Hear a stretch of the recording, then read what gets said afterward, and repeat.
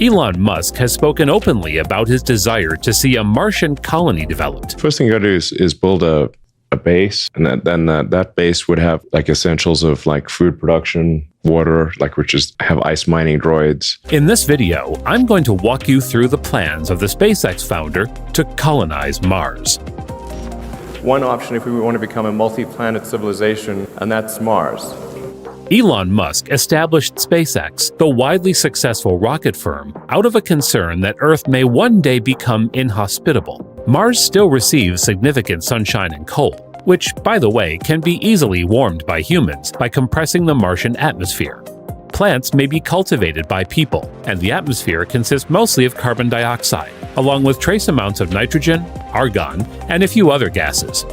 In contrast to Earth, where a day lasts just 24 hours, Mars has a day that lasts around 24 hours and 37 minutes, and gravity is just approximately 38% of what it is on Earth.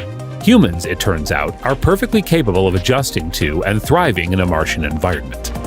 That's at least kind of a 3-month journey, maybe upwards of a 6 or 7 month journey. So if you're going to be in something for 3 to 6 months, you want to have like a cabin and then have like a common area for recreation and some sort of meeting rooms, or because you'll be in this thing for months.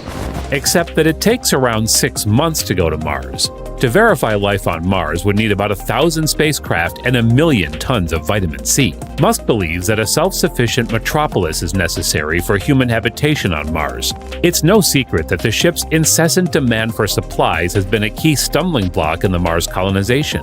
The question of whether or not ships could return to Earth after landing on Mars has been discussed at length, despite NASA's assurances that the planet's resources won't be used to support tourism, but rather local life. How much is required for colonization is a key factor in determining whether or not life can be sustained on Mars. Intriguingly, SpaceX plans to launch a spaceship on the extremely heavy booster, which CEO Elon Musk sometimes calls the BFR, delivering roughly 13 tons into space.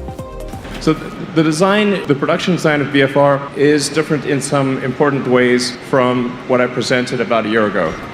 According to SpaceX, its Falcon Heavy rocket booster is the most powerful in the world. The BFR is necessary because it will be able to launch several hundred tons into space, with a maximum of 1,000 tons planned for the future. The actual height of the BFR is projected to be 25 stories, and it will be equipped with about 42 strong Raptor engines, enough to hoist a whole Boeing 747. Elon Musk, in his plans to populate Mars, describes how the BFR would launch the spaceship and link to a comparable rocket already in place to offer assistance on the voyage. On average, SpaceX plans to launch its reusable Starship rockets 3 times a day, carrying a 100-ton payload on each trip, and completing more than 1,000 flights per year as part of the Starship transit system to Mars. There will be over 100,000 metric tons of goods in orbit, with a payload capacity of more than 100 tons every voyage. Since the orbits of both planets are most conveniently lined every 28 months, 1,000 starships could transport around 100,000 people from Earth to Mars at that time. The spaceship part of the system is left less often because the Earth-Mars rendezvous only occurs every 26 months. So you get to use the spaceship part roughly every 2 years. And Mars happens to work out well for that because it has a CO2 atmosphere, it's got water ice in the soil, and with H2O and CO2 you can produce CH4, methane, and oxygen O2. Interestingly, Earth and Mars only line up to draw near to each other once every 2 years. This opens up a doorway for quick entry. However, multiple tanker spacecraft might be sent to replenish the carriers with extra fuel before they set out for Mars. With all of the hard effort being put in by SpaceX's crew, the Mars landing could not happen until 2022 or 2023. Indeed, Elon Musk has made it quite apparent that colonization of Mars by humans is not imminent. But he also said that there would be a lot more opportunities than on Earth, thanks to things like a direct democracy, in which people may make their own choices without having to worry about as many or as complex regulations. Hydroponic farms powered by the sun will be built underground or in a closed building to produce food.